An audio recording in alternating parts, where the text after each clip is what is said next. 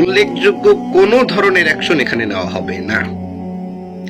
আপনারা দেখেছেন জাতিসংঘের মহাসচিব এ বিষয়ে কথা বলেছে, কিন্তু সেই কথা বলাটা কেবলমাত্র বক্তব্য পর্যন্তই সমাপ্ত।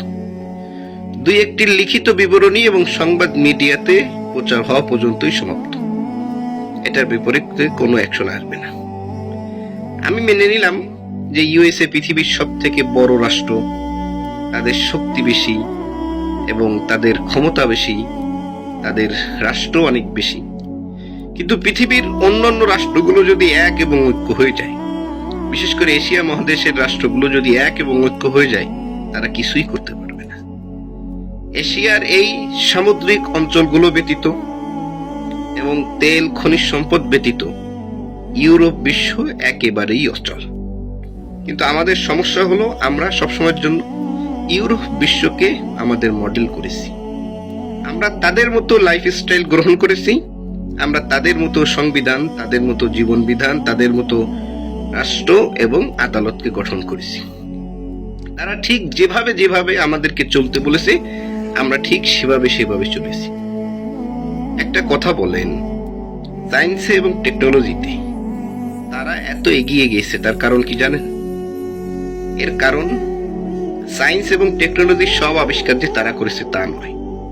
এখানে অনেক মুসলিমের অবদান রয়েছে, হিন্দুর অবদান রয়েছে, খ্রিস্টানের অবদান রয়েছে, ইহুদির অবদান রয়েছে, অনেক নাস্তিকেরও অবদান রয়েছে। এগুলোকে তারা কালেক্ট করেছে, বিশ্বের বিভিন্ন দেশ থেকে তারা দখল করেছে। আমাদের মুসলিম বিশ্ব এবং অন্যান্য অমুসলিম দেশগুলো যখন পারস্পরিক দ্বন্দ্বে ব্যস্ত, তখন তারা এই সুযোগটাকে কাজে লাগিয়ে অস্ত্র তৈরি করেছে এবং ভয়ানক ক্ষেপণাস্ত্র তৈরি করেছে, যার ফলে এখন আমরা কিছু বলতে চাইলেও বলতে পারি না। অথচ সেই উপকরণগুলো আমাদের এশিয়া মহাদেশের উপকরণ, এখানকার খনিজ সম্পদ। আপনি খুঁজে দেখবেন পৃথিবীর অধিকাংশ বিজ্ঞানীদের জন্মই এশিয়া মহাদেশে। পৃথিবীর মূল্যবান সব খনিজ সম্পদ এশিয়া মহাদেশ। আপনি যদি বলেন সমুদ্র অঞ্চল, যার মাধ্যমে গোটা পৃথিবীকে কন্ট্রোল করা যায়, সেটাও এশিয়া মহাদেশে। এমনকি আপনি যদি এশিয়া মহাদেশের আকাশপথকে বন্ধ করে দেন, তো ইউএসএ এবং ইউরোপ বিশ্ব একদিনেই থবড়ে খেয়ে যাবে।